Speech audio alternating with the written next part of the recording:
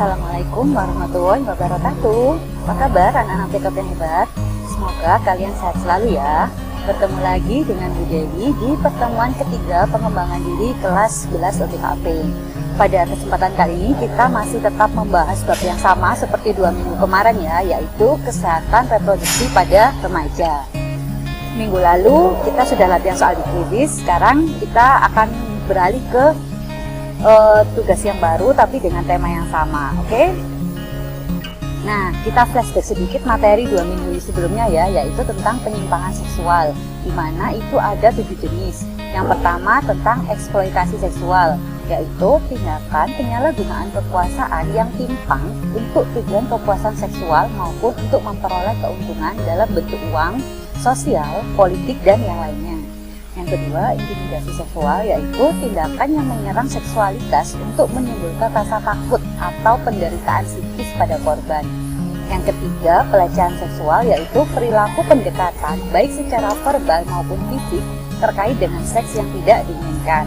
Yang keempat, kekerasan seksual, yaitu isu yang penting dari seluruh peta kekerasan terhadap perempuan. Yang kelima adalah penyiksaan seksual, yaitu tindakan khusus menyerang organ dan seksualitas perempuan yang dilakukan dengan sengaja, sehingga menimbulkan rasa sakit, baik jasmani, rohani, maupun seksual. Yang keenam, perbudakan seksual adalah situasi di mana pelaku merasa menjadi pemilik atas tubuh korban, sehingga berhak untuk melakukan apapun, termasuk kepuasan seksual. Dan yang terakhir adalah tentang pencabulan, yaitu serangan dalam bentuk pemaksaan hubungan seksual terhadap anak atau seorang di bawah usia 18 tahun. Oke, ini karena masih berkaitan dengan materi yang sudah pernah saya jelaskan 2 minggu yang lalu dan kalian sudah merangkum, kita langsung saja ke tugas 3.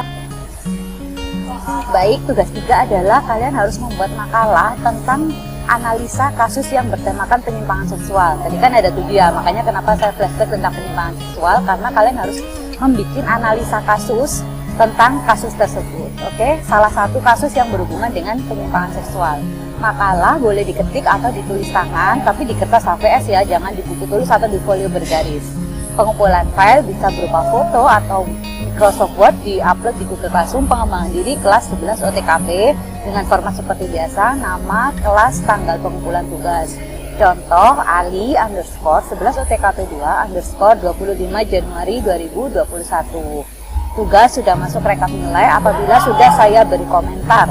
Tolong diingatkan apabila sudah lebih dari 2 hari belum ada komentar di tugas yang sudah dikumpulkan. Deadline pengumpulan tugas adalah Senin 1 Februari 2021. Apabila ada yang kurang jelas, silahkan bertanya melalui chat pribadi di WA ya. Nah, ini saya ada contoh format makalah analisis kasus. Jadi kalian bikin makalah ada 4 bab. Yang pertama tentang kasusnya. Kalian boleh kasus itu mencari di Google atau berdasarkan pengalaman dari cerita yang kalian dengar dari tetangga atau teman, seperti itu. Kalian deskripsikan kasusnya itu seperti apa. Yang penting ada hubungannya dengan penyimpangan seksual itu.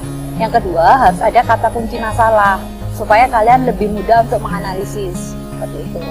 Yang ketiga, harus ada pertanyaan dari masalah. Pertanyaan dari masalahnya itu ini ya, hampir sama dengan analisa. Setelah kalian bikin pertanyaan, kalian baru bikin analisanya. Pertanyaannya itu terdiri dari 5W dan 1H. Yang pertama, what, yaitu apa yang menjadi inti permasalahan tersebut. Yang kedua, who, siapa saja yang terlibat dalam masalah tersebut. Yang ketiga, why, mengapa masalah tersebut dapat muncul. Yang keempat, when, sejak kapan masalah itu muncul. Yang kelima, where, di mana biasanya masalah tersebut muncul. Dan yang keenam, how, bagaimana cara untuk mengatasi masalah tersebut. Jadi kalian bikin sesimpel mungkin aja format analisa kasusnya. Oke?